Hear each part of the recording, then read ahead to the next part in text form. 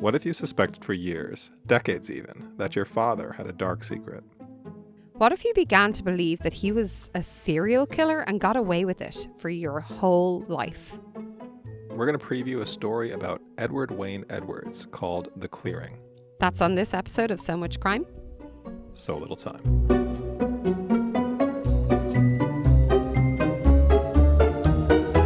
Hey Dee, how is your New Year's resolution going? My New Year's resolution is going so well. Doing a little bit of exercise every day, making sure I take breaks in between these bits of exercise. And you know what I've also been able to do? What's that? Go on to patreon.com /so much crime, so little time, and become a subscriber. If you're at Spotify for the murder and the crime, you could go to Patreon for the laughs and the giggles at how ridiculous we are when we actually record. That's what you'll get when you hear the outtakes, the bonus content. If you're only going to fulfill one of your New Year's resolutions this year, I think supporting our Patreon is the one it should be. Yeah, ignore the exercise. Go for Patreon. That's patreon.com /so much crime, so little time. Thanks. Welcome to So Much Crime, So Little Time. I'm Jeff. And I'm Dee. And in this episode, we'll introduce you to The Clearing, a podcast from Pineapple Street Studios and Gimlet. Never heard of The Clearing? That's perfect.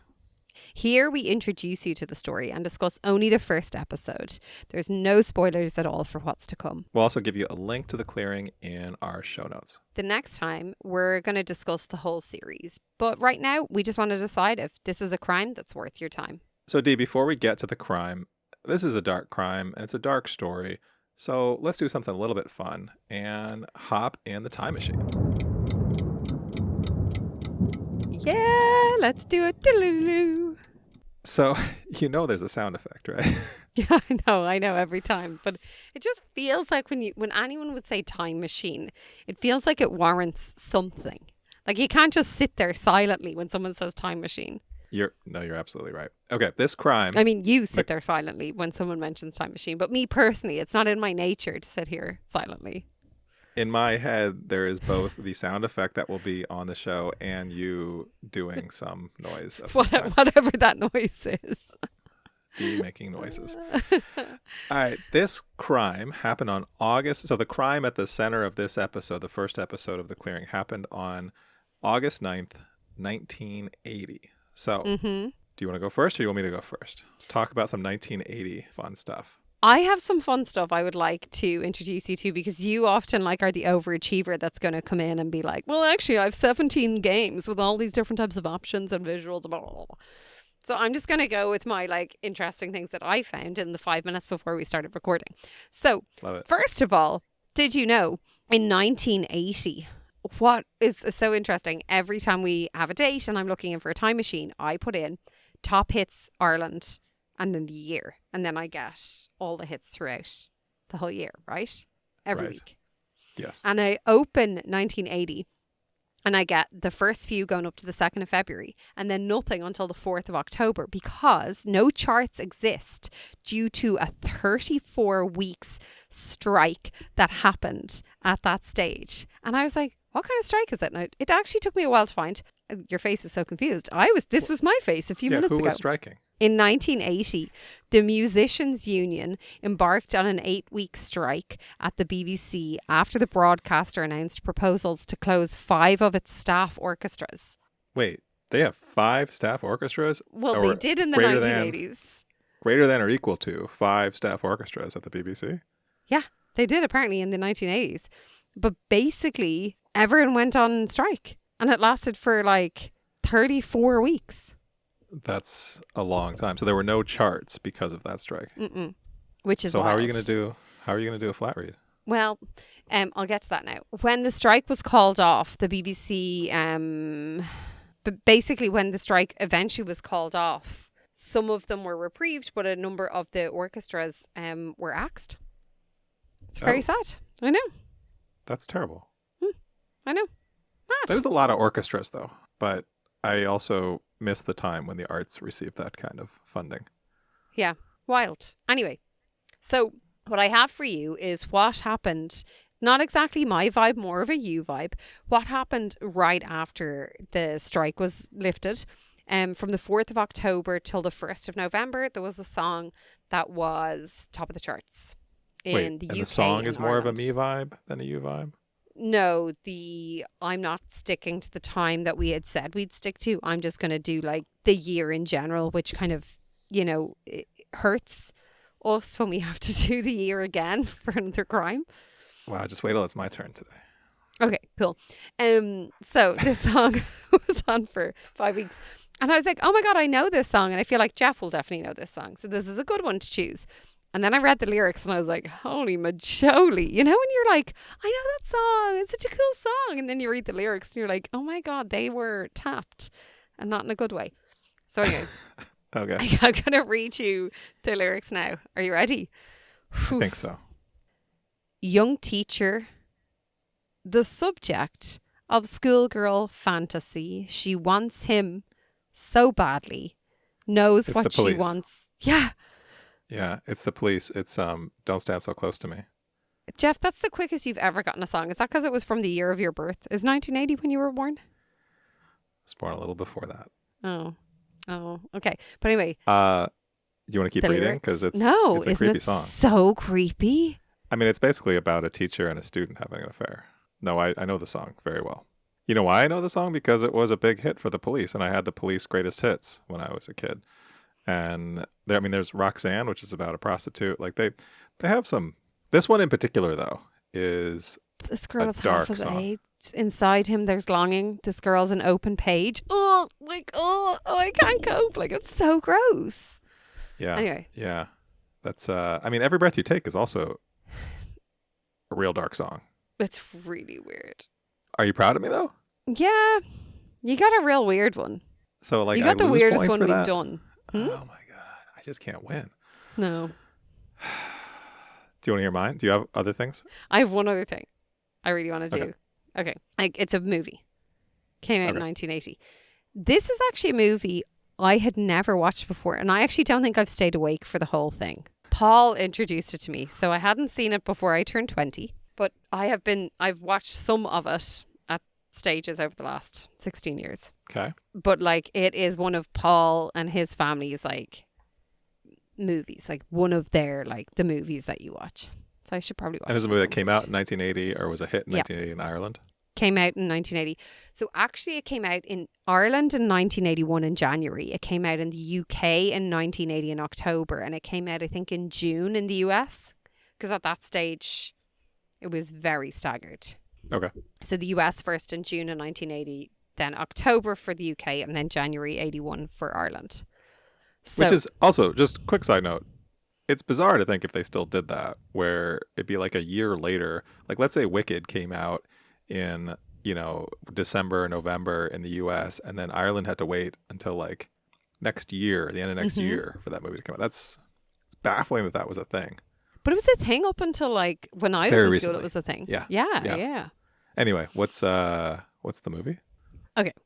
Oh my God, there's just so many funny things that I'm going to give you a quote, and I'll see if you can get the quote. It's 106 miles to Chicago. Blues Brothers. We got a full tank of gas. Oh my God, 1980 is your year. Half a pack of cigarettes. It's dark, and we're wearing sunglasses. Hit it. Yeah, hit it.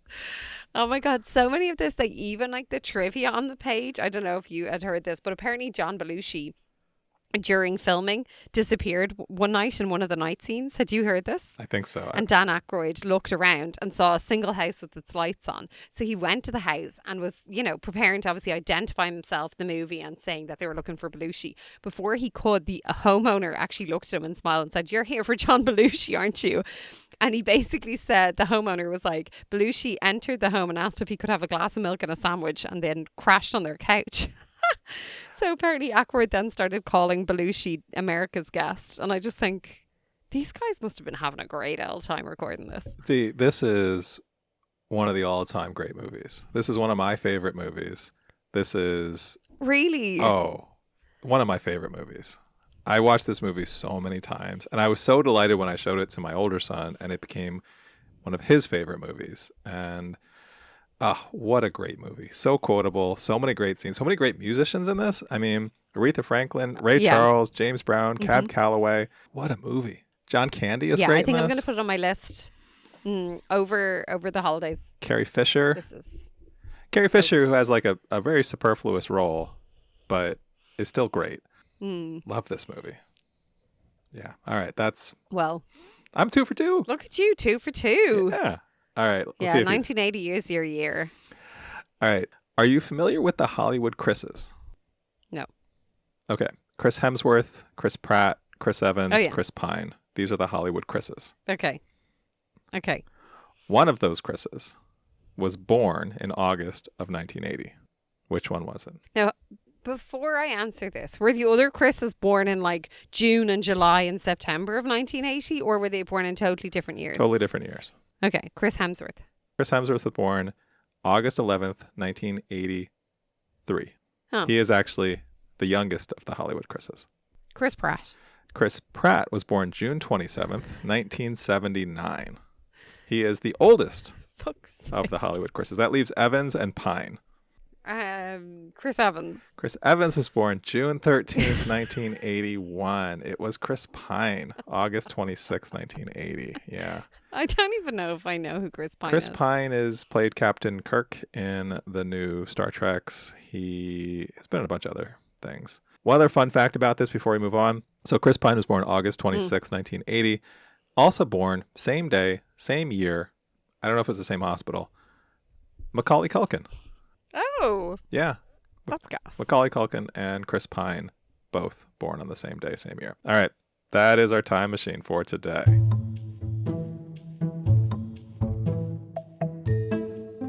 Dee, what is this podcast? Let's talk a little about what The Clearing is about. So, first of all, it was released in 2019 by Pineapple Street Studios with Gimlet. The host is Josh Dean, and we've got about 8 episodes here. Not about, we have, in fact, got 8 episodes here, each in and around 40 minutes long. Yeah. But what's the story, Jeff? So the story, there's a lot of story in this first episode. And There's a lot of story, yeah. I want to say it now just that we can then have our discussion about it and not have to like be jumping all around to make it clear. Mhm. So we cover a lot of ground in this first episode. We meet this woman, April Balascio. She is about 50, I think, when we meet her, but she suspected that her dad, who is Edward Wayne Edwards, was hiding something. When she was about 40, so like a decade or so before this podcast came out, she was spending time searching for cold cases in the places where they live. They moved around. They moved all over the country when she was a kid. She was the oldest of 5 children. And she tipped off a detective about a double homicide from Wisconsin in 1980, so that August 9th, 1980 murder that she thinks her dad was involved with. This was the murder of Kelly Drew and Tim Hack. These were 2, I think they were both 19 years old. They were murdered. They'd been at a wedding in this town in Wisconsin, and they were found murdered shortly after. We then kind of pivot to Chad Garcia, who is an investigator working on the cold case. We hear the interrogation. We hear interviews that he did with Edwards, and eventually we hear about how they matched Edwards' DNA to the crime scene. Edwards would go on to confess to 3 more murders. Then right at the end of this episode, we hear about how there was this retired cop, I think in Montana, who claimed that Edwards was responsible for basically every unsolved murder of the last 60 years. Like a lot of the high-profile ones, like Lacey Peterson, Black Dahlia, John Benet Ramsey. So at the end of the episode, we hear that our host, Josh Dean, and April are trying to both find out who else April's dad may have killed, but also to kind of clear his name of these more sensationalist allegations. That's a lot. It was a lot. Yeah. It was a real pivot as well, wasn't it, towards the end there when we went to... There's a couple of big was a pivots lot. in this episode. Yeah, where do you want to begin discussing this? I don't know. I feel like I nearly need to begin at the end. Yeah, it was a mad pivot. I feel like what was so crazy about it is like the very start we have the daughter April thinking her dad was a serial killer and thinking it so much that she's waking up at night when she's remembering different places that they lived and like searching for it and trying to see what crimes might have happened there and if she has any memory of them. And it goes so far that she does in fact contact the police, this detective you mentioned. But then the sharp pivot at the end is that she's kind of somewhat protective over him. Yeah. It was a weird bookend that I wasn't expecting. Like from the description, I was expecting the start, but I wasn't expecting this pivot at the end where she's then kind of, yeah, as I said, like protective over him, kind of saying, "Oh no, no, well he wouldn't have done that." Had you heard of this case before? No, had you? No, no. Which it sounds like this had a little bit of a sensation at the time of people trying to connect this guy to unsolved murders, like famous unsolved murders. But no, this was news to me. There's a lot of interesting elements to the construction of this as a show, I think too. Like I thought sometimes we start with talking about the host. Like, what did you think of the host? I don't really have many thoughts We don't on really the know much host. about him. It's No. it's weird. He introduces himself very briefly, but there's a clue drop later about how he met April, that she walked into, I think he says, his law office. So Yeah. but he never really But talks about himself and his job. no, I know, like we have seen this before where the host really keeps himself back, especially in episode 1. Yeah. It'll be interesting to see if we get more from him as it goes on. But I feel like the people I'm remembering from this episode are April. Yeah. And her dad, Ed Edwards. Well, April, I feel like there's also some really emotionally powerful things that happen here. Like April, first of all, just searching these cold cases of the place she lived, like describing her childhood as them being sort of always on the run and like leaving in the middle of the night. The fires? Yeah, so her dad would just burn places down. Like she knew that he had gone to prison for armed robbery because he wrote a book about it, which, side note, that book is called Metamorphosis of a Criminal. I looked it up because Chad Garcia, the investigator, went and got a copy when she called him, and you can still find that on eBay. I found actually a signed copy Oh, God. for $750, which, yeah, there were only a handful of copies available, and they were all in that range, like $750 to $1,000. But yeah, it had like an inscription. There was a picture of the inscription, which seems sort of sick and twisted. That you'd be selling it for $750? But you'd even Or that you'd have buy it for $750? Yeah, both, all of it, all of the above. But anyway, I think there's that moment where she calls and she's just hoping she'll get like a voicemail. But then the switchboard person is like, "No, I'll put you right through. I'll get you right through." But then we hear on the other side of that, Chad Garcia being like, "Well, this call came in at like 9:00 at night or something." And I just presume like people call. We've heard this before. People call cold cases and kind of rat out their exes or people in their family they're mad at, like that. So I think he at first chalked it up to that, like that. I don't know. There's a lot of things that I thought, oh, this could easily have gone nowhere. But then we get Yeah, it is. It's wild that like, the kind of look at the timing there. yeah, and then we get like some real useful kind of primary sources of hearing that when the investigator and a couple of the people go out to interview Edwards at his home, and then we hear audio of his interrogation. Like we hear a lot of Like a casual conversation. Yes. We do also hear about the slight interrogation, but the casual conversation is where I kind of would like to pause for a second because I would like to ask you, when they eventually ask him for DNA, for a swab, did you catch what his wife said before the host kind of highlighted it and we heard it again? What did she say? She said, "If you've nothing to hide, what's the problem?" Oh, yeah, she did. Yeah, she did. Did you catch it the first time? I don't think I did. No, I think I missed it. I remember, like, I heard it and I was like, "Oh my God." And then they went back and said it. I was so happy that they did. And they made a thing of it. I didn't realize, like, obviously I didn't know that they would, but sometimes these things kind of, are let sit and then they'll come back to them. But I thought that was so interesting the way they even went back and they replayed what she said. Yeah. And then they were talking about how April had said, like, her mother was kind of a victim in all this. And, and was this her way out, finally? Was someone actually finding out about him? Well, I thought that was heart-wrenching, too, of April. So before she calls the police, she calls one of her sisters. And her sister sort of warns her of, like, be careful. Like, know the ramifications of what you're doing. And then after he gets arrested, April, who's a mom herself, goes to be with her mom.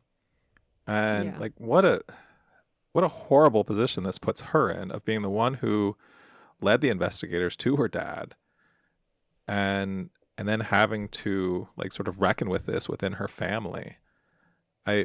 Yeah, you'd wonder, and maybe hopefully we'll hear a little bit more about like how her family, how her mother has reacted to her in this situation. Yeah. You don't know what their vibe is. Yeah, I don't know. This has the makings of a very dark story. I don't have any idea really how it's going to all play out. Well, and that's the other thing I kind of wanted to bring up to you is it's. I feel like we've heard about the murder that I thought we were going to hear about the whole way through. Yeah. And then we're left at the end saying, they basically join up to go on this investigation together, April and Josh Deans. Josh, yeah. That his name? Is that his name? Josh Dean, yeah. To how this will go. They're slightly trying to prove the innocence of this man who has done such horrendous things and gotten away with it for so long. Yeah. Versus, well, yeah, it sounds like that case is closed kind of protecting him versus trying to get what else he did. Well, and they just sort of casually dropped that he confessed to 3 other murders. I know. Presumably we'll hear about them. I went back and listened to the end of this episode actually a couple of times. Like, wait, that was a lot of information to kind of drop right at the end. I have one quick side note that is on a lighter note because this is pretty heavy stuff. But I went down a little rabbit hole looking up. So this... Of course you did. Of course I did. This is sometimes how I spend my weekends. But this Kelly Drew and Tim Hack case is really sad. And so this is the murder from 1980. I mean, yeah. Because they were so young and they were coming out of this wedding and then they were apparently abducted and murdered. But I was trying to figure out, I was trying to place where this happened. And so I looked up the part of, because I used to live in Wisconsin, so I'm wearing a Packers of course you did. Shirt. Right. Okay. This is a part of Wisconsin I'm not familiar with. But where this crime happened was kind of in and around this town called Ixania, Wisconsin, which is an odd name. And so I went to the Wikipedia page and learned about how it got its name. And I want to share this with you. I didn't think that's where you were going. So originally there was a town called Union that was separated from another town called Watertown. This was in 1841. 5 years later, Union was further divided into 2 new towns. So this is again from the Wikipedia page for Ixania. The first town that it was divided in became known as Concord. But the residents could not otherwise agree on a name for the second town. So, and this is one of the most fun historical facts I could imagine, the name of the new town was chosen by drawing letters at random until a name could be formed from the letters. Like they were pulling Scrabble tiles out of the bag until it could form a word. And the word they came up with was Ixania. So that was given to the town on January 21st, 1846. And it still remains the only town with this name in all of the United States. They just made it up. That's very funny. They just picked letters until they could form a word. I appreciate that. Yeah. This kind of reminds me of, like, I'm going to pivot now, of my daughter the other day in the car being like, can you just make up a word? And I was like, what do you mean? She's like, well, if I say blah, blah, is that a word? And I'm like, well, you have to give it meaning. Like, what is the definition of a word? Like, how does a word become a word? It's like, you have to give it some meaning. And I'm like, what's the meaning of it? And then she came up with a meaning, and then she was like, okay. I was like, well, if you continue to use that word and then I start to use that word and then other people start to use that word to mean the thing, then that's how words come out. Word. Yeah, that's how it works. It's how words, yeah. We read a whole book about that. She was like, well, no. Don't bring that up. I read 7 pages and I said, life's too short for this shit. I am not reading. I read most of a book about this and regretted all that time. All right, Dee. Yeah. How eager are you to keep listening to this? Yeah, I'm pretty in. This is loving the difference with the family vibe coming in on both sides here. As I said at the start of this discussion, the book end of, I think he's a serial killer and then like wanting to protect him. I find that kind of fascinating. Like the family dynamic, I think it's going to be interesting to see how that plays out. Yeah, I'm with you. I want to know who the F is Josh Dean, Got to figure this out. And we've never really listened to any story that really came about like this. This is so different. Yeah. I'm very eager to hear more about it. Yeah. If you have already listened to The Clearing, or if you are listening along with us, please message us in and let us know your thoughts, your feelings, your vibes, your questions, anything you'd like us to discuss in the show. we'd love to hear you. You can do that via Instagram or our email. Just go in, find us, chat us. Love to hear from you. Bye. Next time, we're going to cover all of The Clearing. Just how many crimes did Edward Wayne Edwards commit? And what happened to April after turning in her father? That's in the next So Much Crime. So Little Time. So Much Crime, So Little Time is a production of MimeGov Media. The executive producer is Paxton Calariso. Our associate producer is Blythe Ty. Theme music was composed by Vyacheslav Starostin. If you haven't done it yet, please subscribe to this show in your podcast app. Don't forget to give us a 5-star rating and a review. Even better, tell your friends. To join the discussion, look for us on social media. Check out the show notes for all the links. Thanks for listening.